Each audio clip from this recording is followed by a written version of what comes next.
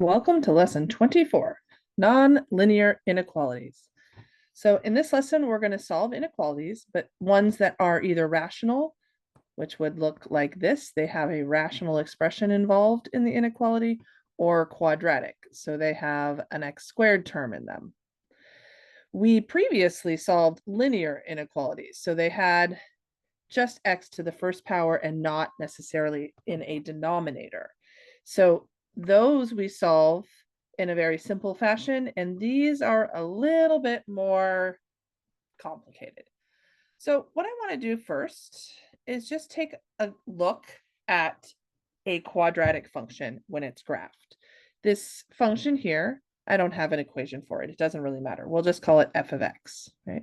So this is a parabola. It happens to open up. Its vertex is down here. And you can see that if we're thinking about which parts of this function are positive or negative, which would correspond to greater than 0 or less than 0, you can see that kind of designated by these colors. So let's start with two things. We have x-intercepts here and here. So the x-intercepts are when f of x equals 0, right? The y value is 0. So at these 2 points, whatever these x values are, f of x is 0. Then in these red regions, our f of x, our y values are positive, right? So that would mean that when the graph is above the x-axis, right, corresponding to red in this picture, then f of x is greater than 0. It's a positive number. The y's are positive. And then we have this region down here where the parabola is below the x-axis, and these y values are all negative. So when the graph is below the x-axis, then f of x is negative or less than 0. Okay. So if we had an inequality such as this one up here, where it said, find when this quadratic function was less than 0, we would be looking for this interval of x's where their y values, their corresponding f of x values, were below the x-axis or negative. So that's the concept of what we're doing.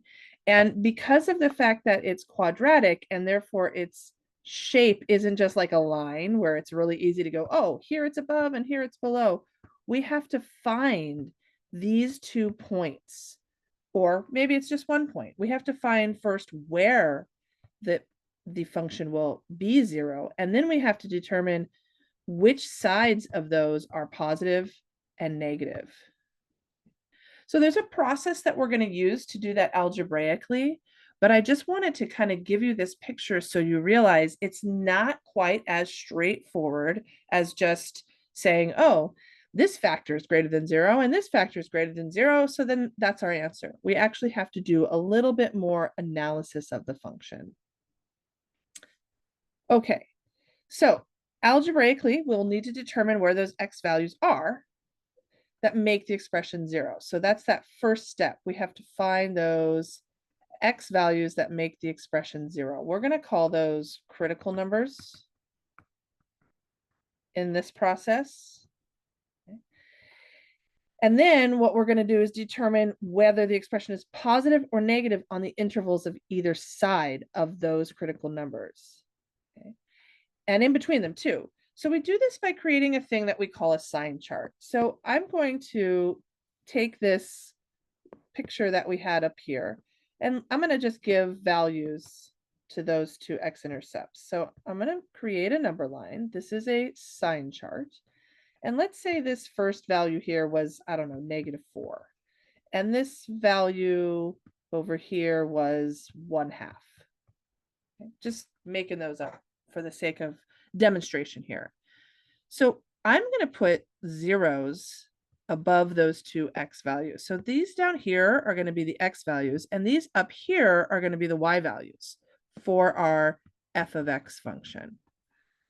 So putting these zeros above shows me that these are the 2 places where the function actually equals 0. And then just following what I see here on this left side of the first critical number, the left side, the f of x values are positive. So I place positive signs above that interval to indicate that the function is positive there, or the graph is above the x-axis. I have one more place where it's positive over here, which would correspond to the right side of this 0. So over here is where the function was also positive. And then down here, which is in between the two zeros, the function was negative. And so I'm going to put negative signs there. So this is what a sign chart is. Some people do them as a table. So they'll kind of like, whoops, not what I was trying to do. They'll kind of write like x is less than -4, and then like this is the x values and this is the f of x values. And then they'll write f of x is positive, and then they'll go between -4 and 1/2, negative, right? They basically write it as a table instead. Personally, I find that much more visually overwhelming and hard to read. If you want to do it that way, I have no problem with it. But I really like, I think this for me and for most of my students is a much more visually effective way to communicate that information. So I generally don't do a table like that, and instead I will do a sign chart like this. Okay. So the same approach, the same situation happens. We were looking at a quadratic function here, but the same situation applies to rational functions. So if we look at, here's just a graph of a rational function. Okay. And remember, we're kind of thinking about in terms of inequalities, when is this thing positive and when is this thing negative? Right? So the question is, at what points does the function change from being positive to negative? So the most obvious one is here. It's the same thing. There's a 0, an x-intercept here, and the function is positive on the left side and negative on the right side. But is that the only place the function shifts from positive to negative? It's not. Look over here. I have an asymptote, and on the left side of the asymptote, it's negative, but on the right side of the asymptote, it's positive. Same with this asymptote. Negative on one side, positive on the other. So we can see that this happens. Where does the function change from being positive or negative? It happens possibly at x-intercepts and vertical asymptotes. There are no vertical asymptotes in quadratics, so we really just had x-intercepts.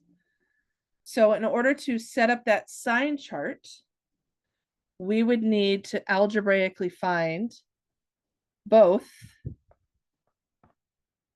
where f of x equals 0 and where f of x is undefined. And if we're looking at a rational function, it'll be 0 when the numerator equals 0, and it will be undefined when the denominator, denom, I'm just going to shorthand that, equals 0. Okay. So if I was going to make a sign chart for this graph up above there, let's see if I can zoom out a little so I could see them both. Remember, we're going to start by placing those points, these critical numbers. So the first one is at -5. The next one is, let's call it -1/2. And the next one is at 1. Now you'll notice that the function is only equal to 0 here at -1/2. So up above, I'm only going to put 0 above that one. The other two are where the function has a vertical asymptote. So you could either, maybe you could write VA. I always just put a big U here, and that stands for undefined. You could put VA, I guess, for vertical asymptote, but U is fine. It's shorter, right? So I'm logging information about the Y value above the X value that it corresponds to. Now I can go back to my graph, and on the left side of -5, the graph is negative. In between -5 and 1/2, the graph is positive. In between 1/2 and 1, the graph is negative. And bigger than 1, the graph is positive again. So that's what these sign charts are doing, is they're giving us this information about where the function is 0, where it is undefined, and in between those points, whether it's above or below the x-axis, so positive or negative. So we're not going to actually use graphs to do this. We're going to do this algebraically. And what we'll do is we'll find these points first. We'll put them on our sign chart. And then all we have to do is pick a test number, some number that's in this interval that's less than -5, -10. And we plug that into the function itself. And all we need to know is whether it's positive or negative. Once we know that, then we can place the sign above the interval and move to the next one. Pick a test number, plug it into the function, figure out if it's positive or negative, and record that above. Okay. All right, so let's go through the instructions here. The first thing you want to do is write the inequality. So there is one expression on the left side and 0. This is super critical. It's got to be equal to 0. Okay, this is important because we are doing a sign chart above, below, positive, negative. So we have to have the inequality being compared to 0. Otherwise, it won't work. So this might require you to do some simplifying or some moving stuff around to get 0 on the right side. Then you're going to find these critical numbers of the expression. These are numbers that either make the numerator or the denominator, if you have a rational inequality, equal to 0.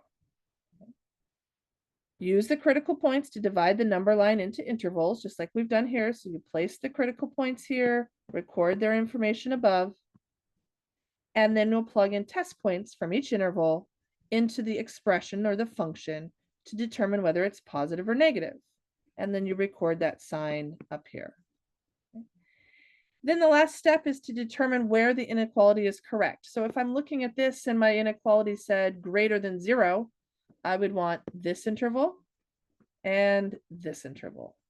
If it said greater than or equal to 0, I'd want this interval and include this number and this interval. Okay, so let's go through a couple. Let's see how it goes.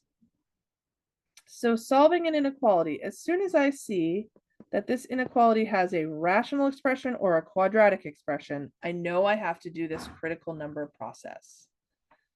So luckily for me, this is already compared to 0. It's already got 0 on the right side, so I'm ready for critical numbers. So when is the top 0? And when is the bottom 0? And I will put those on my sign chart. X equals 0 is the x-intercept. It's where the top is 0. And x equals 6 is a vertical asymptote. It's when the bottom is 0.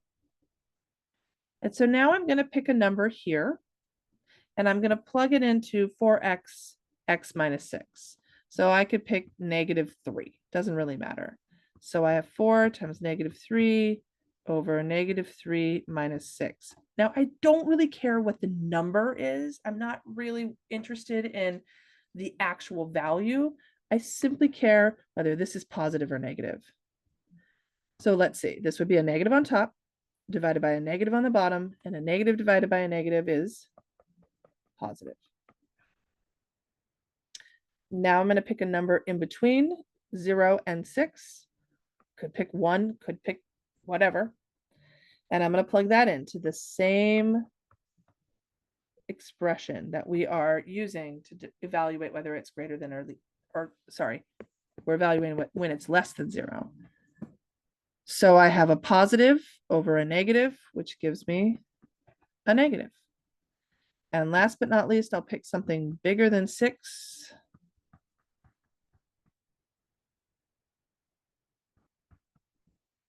Which is going to give me a positive. So I've completed my sign chart. And now my last step is to go back and look at which ones am I looking for? I'm looking for less than 0. So that would correspond to negative. When is this thing negative? That would be here in this interval. Since it doesn't say or equal to 0, I'm not going to include the 0. So my answer will just be 0 to 6 with neither one of them included. Okay, let's try a quadratic one.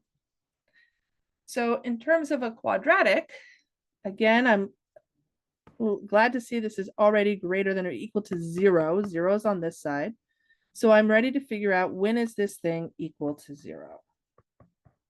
Those are my critical numbers. So I will factor. And I get 2 values. They're both zeros. So when I set up my number line, I'll put 0 above both of them. And once again, I'm going to pick something down here. I'm going to plug that in. Now, when it's quadratic, I like to plug it into the factored form because I feel like that more easily tells me whether something is positive or negative. This will be a negative times a negative, so a positive. Oh, whenever 0 is there, I like to use it. So see if you can do it in your head. 0 minus 4 times 0 plus 3, a negative times a positive. I keep doing that. Right? You don't have to write it out. Something bigger than 4, you could use 100. I don't really care. Positive, positive. Positive times a positive. And then now we look at which ones do we want? We want greater than or equal to 0. So that would be where the function is positive, which is in 2 places. And so my response, my answer would be negative infinity to negative 3. I'm including the negative 3 because it does have the or equal to, and that is where it's equal to 0. That's one reason why it's super helpful to put above here whether it's 0 or undefined. And then that will be together with 4 also included to infinity. Okay, so there's 2 left. I want you to give those a try. Just a piece of advice down here. You notice how this is not a 0. So you're going to have to subtract 4, which means you're actually going to have to do a little rational function addition or subtraction to get it into one rational function first before you find your critical numbers. Okay, give it a try. All right, let's take a look. Wasn't trying to make number 3 a trick question, but let's see how you handled it. So we start with this quadratic and we figure out when is this equal to 0. Now this doesn't factor because there are not 2 numbers that multiply to 4 that add to negative 3. So I plugged it into the quadratic formula, negative b plus or minus the square root of b squared minus 4ac. And I ended up with a negative under the square root. Now, if you remember, we've encountered this before. When that discriminant is negative, that means that there are no x-intercepts. So in this case, because this parabola opens up, we can anticipate that it is fully above, whoopsies, fully above the x-axis. So just a quick, I'm without knowing exactly where the vertex is, or without finding it, I should say. That's what this means. If it had been a negative, that means it would have been fully below the x-axis. Okay. So in terms of a sign chart, that means that the whole entire function, there is no critical numbers. So pick any number and plug it in. the whole entire function is going to be that sign. So I picked a 0, plug that in, I got a positive. So the function is always positive, which means when is it less than or equal to 0? Never. There's no solution here. So I did graph that on Desmos just to get a picture so you can see, sure enough, we see that this graph has no x-intercepts and is always above the x-axis. Okay. So that kind of corresponds, we've already learned what happens when the discriminant is negative. We know that that means there's no x-intercepts, but we can take it a step further when we're solving these inequalities, meaning that the graph will either be always positive or always negative. All right, then on the last one, as I warned you were going to need to do, I moved the 4 over and then I did the subtraction and simplified. So my numerator is going to be 0 at x equals 6. So I plug that in here. And my denominator is going to be 0 when x equals 3. So I indicated that here. I picked a couple test numbers and plugged them into this. I got negative, positive, negative. And since I'm down here now, my original inequality was less than 0, I'm looking for those places where it's negative. So it would be negative infinity to 3, union 6 to infinity. And I also graphed that one